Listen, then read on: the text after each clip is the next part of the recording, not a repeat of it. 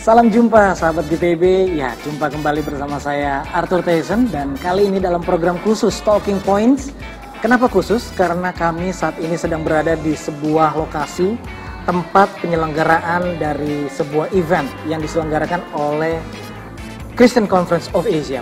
Dan sahabat GPIB sudah hadir bersama saya Jendral Sekretaris atau Sekjen ya. Kalau kita di Indonesia mengenalnya sebagai Sekretaris Umum atau Sekretaris Jendral dari CCA Christian Conference of Asia, Dr. Mathews George Chunakara.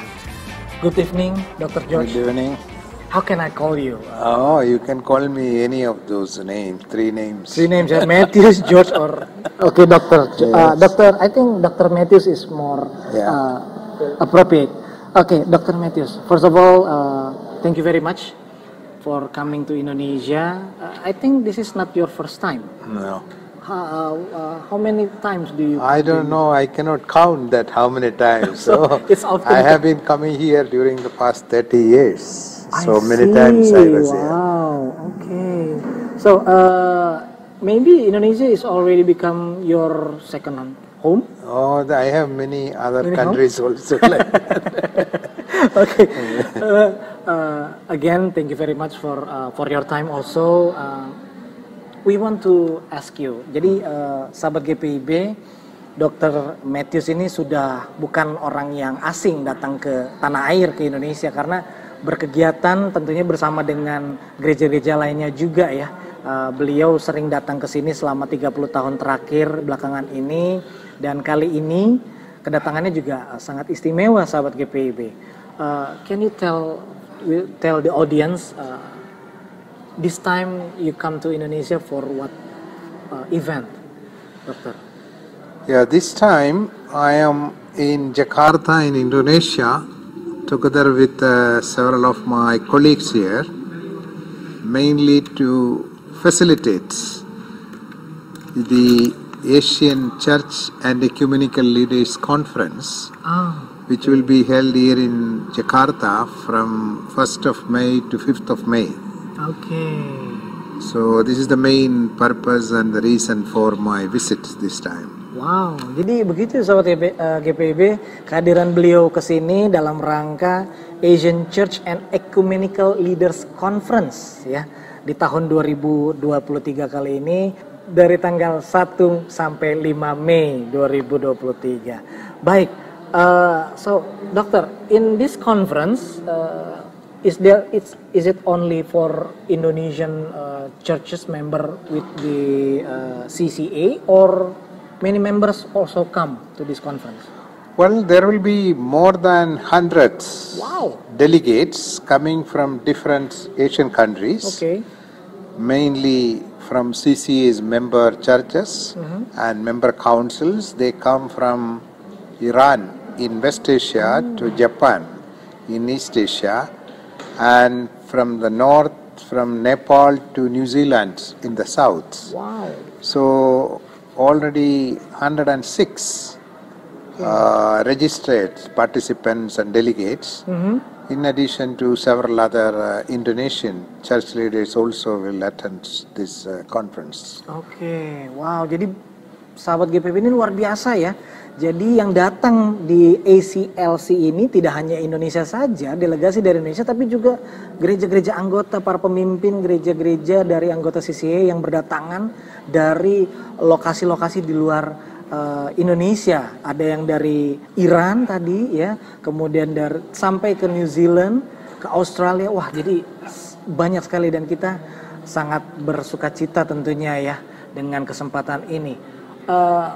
Dr. Mathews, for creating or organizing an event like this, such as ACELC in Indonesia, we also need some event organizer or a committee organizing. And in Indonesia, who is the committee for organizing this event? The main responsibility of organizing this in Indonesia is CCA's member church, GPIB. Wow. Okay. And in fact, GPIB is one of the important member churches of CCA in Indonesia, and the leadership of GPIB very generously agreed to host this event here in Jakarta. Wow, it's an honor. Sahabat GPIB, jadi seperti yang disampaikan Dr. Mathews, ternyata tuan rumah penyelenggaranya itu ya GPIB, sahabat GPIB. Dan tadi disampaikan juga bahwa GPIB ternyata punya peran penting di CCA itu sendiri. So there is an importance from GPIB in CCA also. Can you well, GPIB has been one of the founding members of CCA, and also the GPIB leaders have been very cooperative with CCA's, especially hosting programs. In the past also GPIB organized or facilitated and hosted CCA programs here in Indonesia. For example, in 2018, one of our other main events, Rights and Dignity of Children and Christian Response, this program was held in Jakarta in Indonesia. At that time, GPIB hosted that event on behalf of CCA. Oh, I see. GPIB is have an important value for CCA, of course. And I want to know, in this conference also, what is the programs? Well, the conference, the focus of this 5 days conference as a whole, mainly covering the theme, changing ecclesial and ecumenical landscapes in Asia, and our common witness and accompaniments. That is the overall theme. And then this conference will have 2 parts. The first part will discuss about, to start with, mainly the changing ecumenical and ecclesial landscape, and what are the Asian churches can do with regard to this. And in order to perform better and in order to be better stewards and accompaniers, of course, the churches should be properly equipped. So the churches and the ecumenical councils will discuss about different aspects. For example, how to develop integrity leadership in churches and ecumenical councils. Then how can we ensure good governance in CCA member churches and member councils. And how can we take decisions with in a proper way, that is decisions through consensus decision making process. You know that most of the time when we take the decisions in the churches and councils, often lots of conflicts happen, or often lots of disagreements happen. But if we find a way to ensure consensus decision making, then of course, whether it is the election or major decisions, of course, mutually we can discuss at the end of the day or end of the meeting, we can reach certain consensus that will not bring any ill feeling to anyone. So everybody will agree to that kind of a decision. So how can we ensure this kind of a decision-making process in Asian churches and Asian ecumenical councils? This is one of the themes. And other aspect we will be discussing is good leadership. Leadership with integrity. Why taking that theme? Is it something happens or is it? Yeah, well, in several churches and councils in Asia, we can say that there is a general complaint among the people that the leadership is not actually performing well according to their expectations. And some countries, some churches, probably certain corruptions also taking place. So this is it's like the acceptance from churches that there is something happen and something that you said it happens. Yeah, it has been happening. Churches. Yeah, it has been happening in several churches in Asia, in different countries. So Of course, the ordinary people, ordinary members of the churches are not happy with that. of course. The way the leadership has not been performing, or the leadership is ending up in corruption practices. So, in that kind of a situation, how can we the Christian leaders, or how can we develop Christian leadership? How can we nurture good Christian leadership, people, those who have integrity, to assume these responsibilities in churches or councils, how their generation, that kind of a generation can be developed and nurtured in Asian churches. Churches and transparency. Yeah. I hope so. It will be a nice thing, especially with the youngsters nowadays. Yes. Doctor, they expect transparency. You are right. Especially the young people are now frustrated with leadership in many places, in many churches, and many countries. And in that kind of a situation, to build the future of the church in a better way, of course, we need to nurture or develop leaders with integrity. And so proper leaders to be identified. And I wouldn't say that this will be a revolution, but it is not a revolution, but it is a need of the hour. Because as Christians, we are called to be witnesses to God's mission in this world, then we cannot be corrupt. And we cannot be the leaders without any integrity. So how can we build up future leadership with integrity, and people who are responsible, people who are transparent, and people who can do things in a better way for the wider humanity. So that is what we are going to discuss in certain sessions. Wow, jadi sahabat GPIB, terlalu panjang mungkin obrolan saya karena saya menangkap nilai yang sangat menarik dari rencana pembahasan yang akan diadakan di konferensi kali ini. Kenapa menarik, sahabat GPIB? Karena pembahasan yang akan diulas begitu ya oleh negara-negara anggota, para pemimpin-pemimpin gereja anggota CCA kali ini, salah satunya adalah membahas soal integritas di dalam tubuh gereja itu sendiri. Wow, ini sangat-sangat menarik ya. The second part.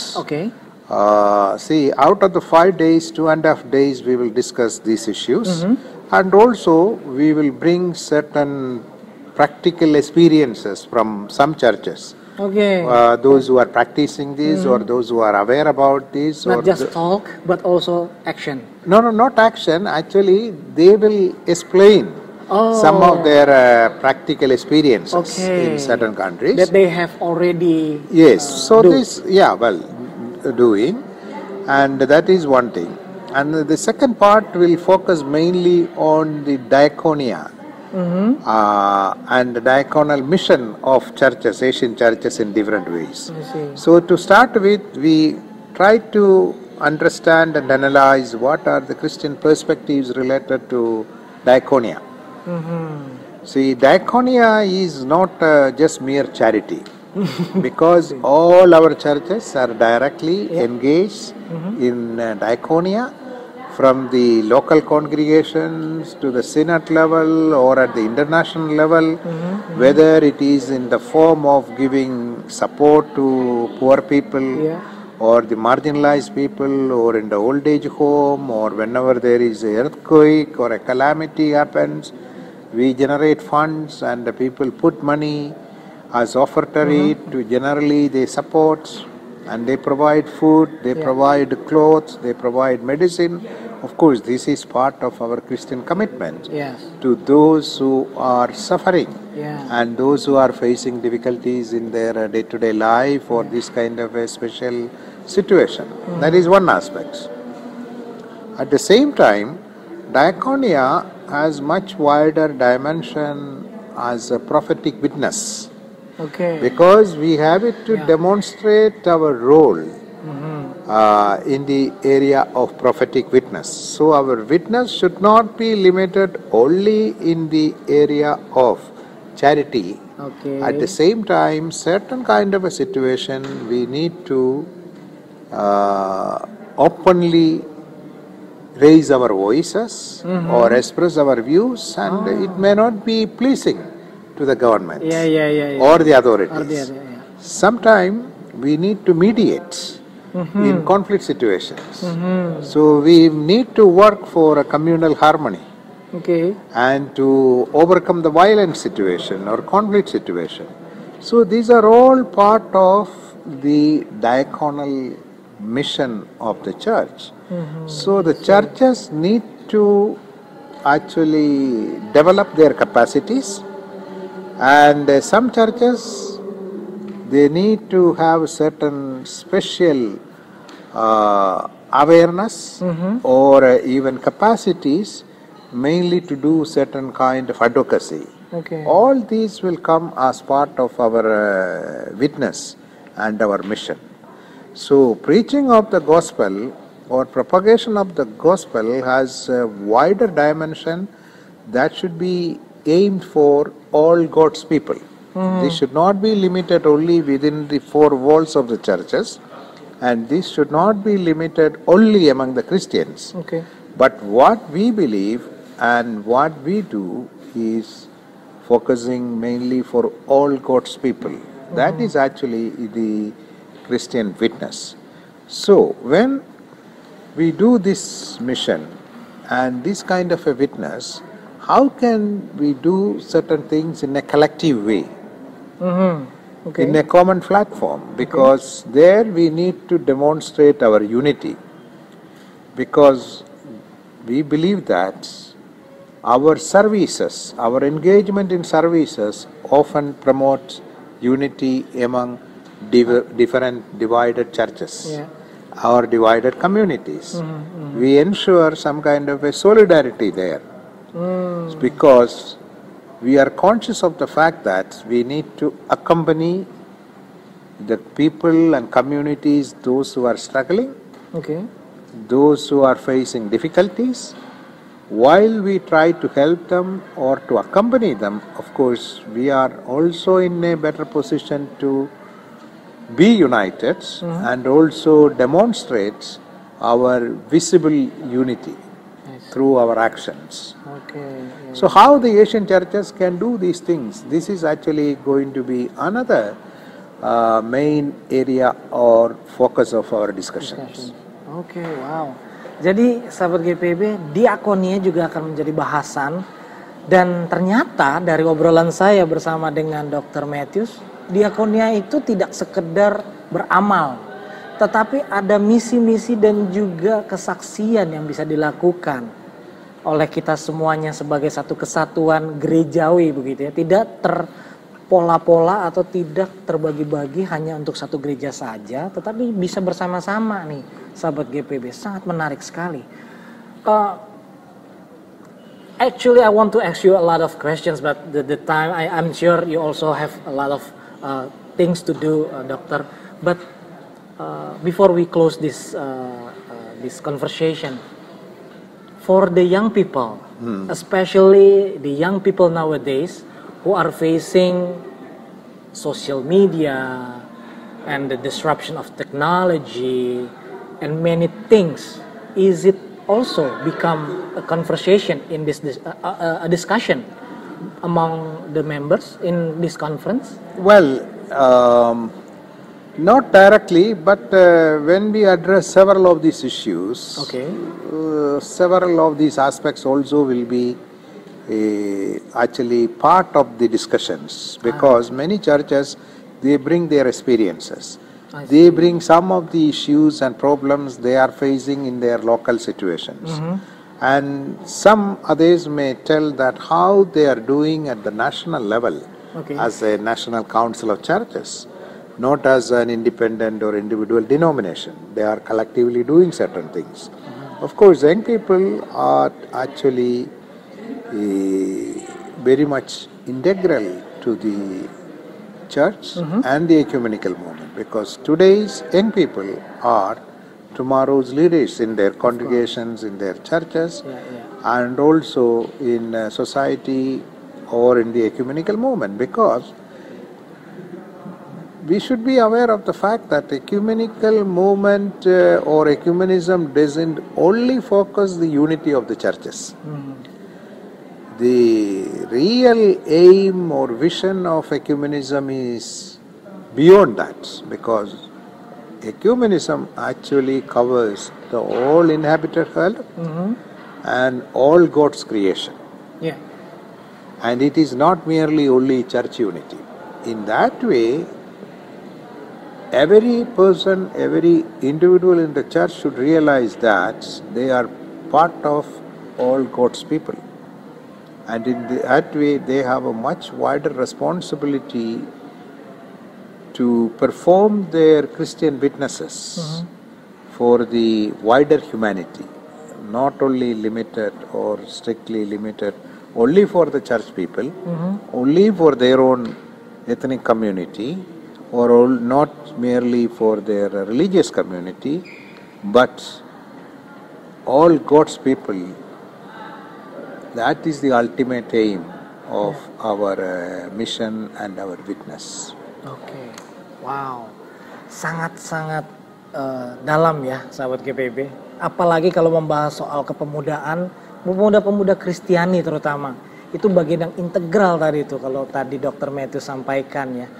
Dan ya, for the last part of this conversation, Dr. Mathews, maybe there is something you want to say for the GPIB congregation and also for the in the YouTube verse, we call it netizen congregation, because they watch us communion by YouTube because of the pandemic. When we were in houses, we cannot go to the church, we can only follow by the YouTube, so we call them YouTube congregation. So is there something you can tell them, especially about this conference, and also about how to become a good Christian maybe? Well, I don't need to give any prescription or an advice for them to how to be good Christians, because I am sure that they are all good Christians. Amen. Amen to that. And the another thing I want to say at this point is mainly to express Christian Conference of Asia's deep appreciation and very sincere thanks to the leadership of GPIB and also all its members, including its local congregations, for welcoming us, extending this invitation, and their willingness to host these events, where they are going to welcome and host more than 100 Asian church leaders coming from so many countries in Asia. That is what I said, that this is a very important event. You know that when CCA was founded in 1957, the Indonesian churches, they invited Asian church leaders to come to Parapat in Medan. And at that time they were discussing, they were thinking and reflecting on a theme, our common evangelistic task in Asia. Okay.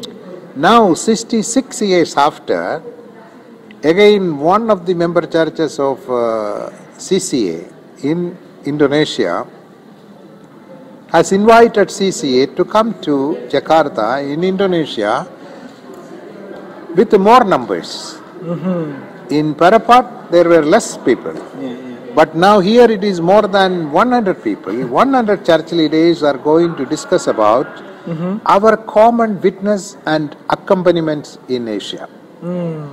So without GPIB's invitation and support, and without the support of the local congregations and its members, I don't think it would have been possible for us to meet here.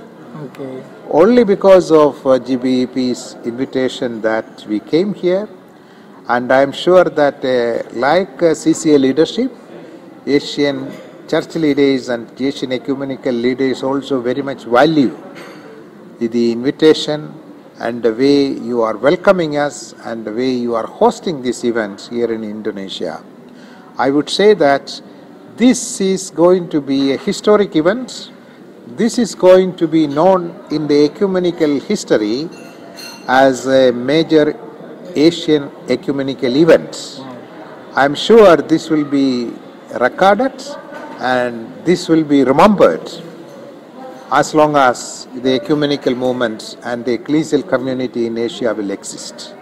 So thank you very much to all members of GPIB, and thank you very much for the leadership and the staff members for providing us or facilitating this kind of an opportunity for us to be part of this major Asian ecumenical event.